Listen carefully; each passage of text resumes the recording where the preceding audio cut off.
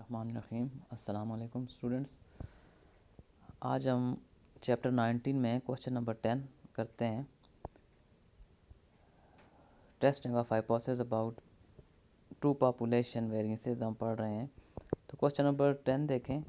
The following data statement है इसकी, the following data give the percentage extension under the load of two independent random samples of yarn, the first before washing before 7 washings and second after 6 washings। तो ये दो samples हैं, अनवाश्ड yarn and washed yarn. ये दो samples की values दी हुई हैं। तो कहता है assuming that both samples come from normal populations, test whether there is a significant difference between the samples. Significant difference test करना है बिटवीन दी सैम्पल्स। अगले पेज पे लिखा हुआ है, ये पूरा क्वेश्चन यहाँ पे नहीं है कि बिटवीन दी सैम्पल्स जो आपने सिग्निफिकेंट डिफरेंस टेस्ट करना है as regards variability first part में, और दूसरे में कहता है as regards mean extension, as regards variability and दूसरे पार्ट में as regards the mean percentage extension. तो अब फर्स्ट पार्ट जो है एज रिगार्ड्स वेरिएबिलिटी कि दोनों सैम्पल्स में जो वेरिएबिलिटी है इसको आपने टेस्ट करना है कि सिग्निफिकेंट डिफरेंस है या नहीं। तो वेरिएबिलिटी वेरिएंस होता है, तो इसका मतलब है कि आपने वेरिएंस को टेस्ट करना है कि दोनों पॉपुलेशन वेरिएंसेस को टेस्ट करना है। Sigma 1 square equal to sigma 2 square or not equal to sigma 1 square not equal to sigma 2 square. तो इस क्वेश्चन को मैंने सॉल्व किया, ये आप देखें। तो फर्स्ट स्टेप में H naught sigma 1 square equal to sigma 2 square, दो वेरिएंसेस को जब आप टेस्ट करते हैं तो एच नाट तो यही बनता है, ये तो अंडरस्टूड है। और एच वन जो है ये आप बनाते हैं एफ स्टेटिस्टिक जो है, टेस्ट स्टेटिस्टिक को देख के कि S one square by S two square अगर आपने लिया है तो एच वन में आप sigma 1 square greater than sigma 2 square लेंगे। अब एफ़ में आपने S one square by S two square यही क्यों लिया है, ऊपर एस वन स्क्वायर क्यों लिया है, इसकी वजह ये हम देखते हैं कि जो कैलकुलेशंस हम करते होते हैं, कैलकुलेशंस में एस वन स्क्वायर और एस टू स्क्वायर को देखते हैं। अगर S one square greater than S two square हो तो फिर हम S one square by S two square F की वैल्यू लेते हैं। तो इस क्वेश्चन में भी आगे चल के आप देखेंगे कि एस वन स्क्वायर जो है वो ग्रेटर देन, ये कैलकुलेशन के स्टेप में अभी आप देख लें एक नज़र कि एस वन स्क्वायर 3.16 आया और एस टू स्क्वायर 2.57 आया। तो एस वन स्क्वायर क्योंकि greater than S two square है, इसलिए हम एफ़ की वैल्यू जो है S one square by S two square लेते हैं। अब क्योंकि हमने एफ़ की value S one square by S two square ली है, तो इसी के मुताबिक हम H one sigma 1 square greater than sigma 2 square लेते हैं। तो ये इससे पिछले लेक्चर में हमने ये डिस्कस किया था कि अगर आपको एच वन ये दिया हो sigma 1 square greater than sigma 2 square, तो आप एफ़ की वैल्यू ये S one square by S two square लेंगे। तो इसी तरीके से स्टूडेंट्स, अब एफ़ की वैल्यू अगर S one square by S two square है तो आप एच वन को sigma 1 square by sigma 2 square लेंगे। तो ये आप दोनों को वो कर सकते हैं। ये condition if and only if वाली कंडीशन है कि अगर जो है एच वन आपको दिया हो तो फिर एफ़ उसके मुताबिक लें, अगर एफ़ आपके पास हो तो एच वन फिर उसके मुताबिक बना लें, तो ज़्यादा बेहतर ये होता है। तो इस चैप्टर में आपने इस तरीके से जो है एच वन जो है बनाना है, एफ़ को देख के बना लें अगर नहीं बना हुआ तो।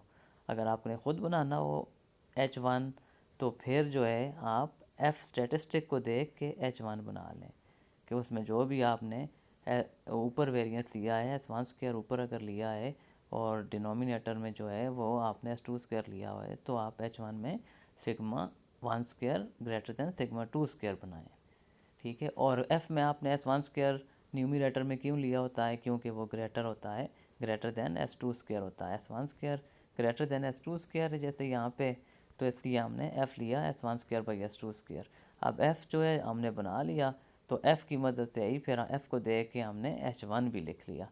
तो ये one sided confidence, one sided critical reason ये बन जाता है, वन साइडेड टेस्ट बन जाता है।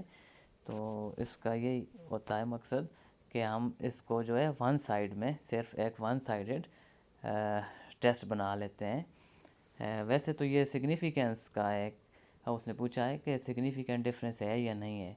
इसमें आप ये भी कर सकते थे sigma one square equal to sigma two square H naught में, और दूसरे में sigma one square is not equal to sigma two square. लेकिन ज़्यादा बेहतर ये है कि आप एफ़ को देख के वन साइडेड टेस्ट बना लें इसको, तो वो ज़्यादा बेहतर होता है कि वन साइडेड अपर या लेफ़्ट जो भी बनता है एफ़ के मुताबिक, तो वो आप H1 बना लें। और इसके बाद फिर कैलकुलेशन है नेक्स्ट स्टेप में, फोर्थ स्टेप में। तो कैलकुलेशन में दोनों सैंपल दिए हुए हैं, x1 एक को कहेंगे, एक को x2 कह दें, और फिर जो है उनके आप सारे सम फाइंड करें। ये S1 स्क्वायर की वैल्यू आ गई, S2 स्क्वायर की वैल्यू हमने फाइंड कर ली। ये फार्मूला देख लें S1 स्क्वायर का कि 1/n1 - 1, और ये into summation x1 square minus summation x1 whole square divided by n1। तो ये फार्मूला जो है ये पहले भी हम पढ़ चुके हैं, उसी को हम अप्लाई करते हैं यहाँ पे। जब सिंप्लीफाई किया मैंने तो ये S1 स्क्वायर की वैल्यू 3.16 आई, इसी तरीके से S2 स्क्वायर की वैल्यू 2.57 आई। तो अब यहाँ से जो है हमने f की वैल्यू कैलकुलेट कर ली S1 square by S2 square करके, वो 1.23 वैल्यू आ गई f की। तो f की कैलकुलेटेड वैल्यू 1.23 है। अब नेक्स्ट स्टेप में जो है, फिफ्थ स्टेप में critical region f calculated greater than equal to f alpha v1 v2 degrees of freedom, ये पहले भी हम पढ़ चुके हैं ये बात। अब टेबल में वैल्यू देखेंगे 4.95 आ गई, तो 1.23 ग्रेटर देन इक्वल टू 4.95 ये क्रिटिकल रीजन बनता है स्टूडेंट्स। तो सिक्स स्टेप में कंक्लूजन में हम एक्सेप्ट कर लेंगे, क्योंकि हमारी कैलकुलेटेड वैल्यू जो है वो क्रिटिकल रीजन में फॉल नहीं कर रही, तो हम कहेंगे कि सी हम इस एच नाट को एक्सेप्ट कर लेते हैं, कि मतलब sigma one square is equal to sigma two square है। और बी पार्ट में स्टूडेंट्स से ऐसे पूछा है as regards mean percentage extension. तो मीन के विद रिस्पेक्ट आप दोनों सैम्पल्स को टेस्ट करें कि इनमें कोई सिग्निफिकेंट डिफरेंस नहीं है। तो मीन्स को जो हम चैप्टर 18 में हम पढ़ चुके हैं ये टॉपिक, ये वही क्वेश्चन जो है दोबारा से यहाँ पे आ गया है। तो ऐसा भी हो सकता है, वो ये आपने ध्यान रखना है कि अब यहाँ पे दो पॉपुलेशन मीन्स की टेस्टिंग है। तो μ1 equal to μ2 and μ1 is not equal to μ2 H1 में बन जाएगा। तो मीन्स के केस में तो जहाँ पे सिग्निफिकेंस की बात करता है, सिग्निफिकेंट डिफरेंस की, तो वहाँ पे हम equal to and not equal to बनाते हैं, उसमें कोई दूसरी जो है कोई दूसरी ऑप्शन नहीं है हमारे पास। और सेकंड में अल्फ़ा, ये क्वेश्चन क्योंकि हम चैप्टर 18 में पढ़ चुके हैं, इसलिए मैं इसको डिटेल से नहीं करूँगा, सिर्फ आपको मैं हिंट्स दे देता हूँ कि सेकंड में अल्फ़ा हम लेते हैं, थर्ड में टेस्ट स्टेटिस्टिक। तो T equal to x1 bar minus x2 bar divided by S P into square root of 1/n1 plus 1/n2। ये आप उस चैप्टर 18 को खोल के वो थोड़ा उसको पढ़ते हैं, टी डिस्ट्रीब्यूशन का चैप्टर है, तो वहाँ से ही ये हमने उस मेथड से इस क्वेश्चन को सॉल्व करना है। आगे फोर्थ स्टेप में कैलकुलेशंस, फिफ्थ में क्रिटिकल रीजन, और सिक्स में फिर कंक्लूजन दे देना है एज इट इज़। यहाँ भी 6 स्टेप्स करने हैं, लेकिन डिफरेंस क्या है कि H0 H1 में μ1 μ2 को टेस्ट कर रहे हैं, और टेस्ट स्टैटिस्टिक का जो फार्मूला है वो टी का फार्मूला है। तो ये स्टूडेंट्स ये क्वेश्चन जो है क्वेश्चन नंबर 10 था। इसको आप ख़ुद भी अटैम्प्ट करें, और साथ ही जो है नेक्स्ट क्वेश्चन जो है क्वेश्चन नंबर 11, इसको भी आप ट्राई करें। क्वेश्चन नंबर 11 एंड 12 ये दो क्वेश्चन ही रह गए हैं इस चैप्टर के, तो ये आप अटैम्प्ट करें सेम इन्हीं लाइन्स पे। अगर इसमें कोई क्वेश्चन हो तो वो आप मुझसे पूछ सकते हैं। ओके स्टूडेंट्स, अल्लाह हाफिज़।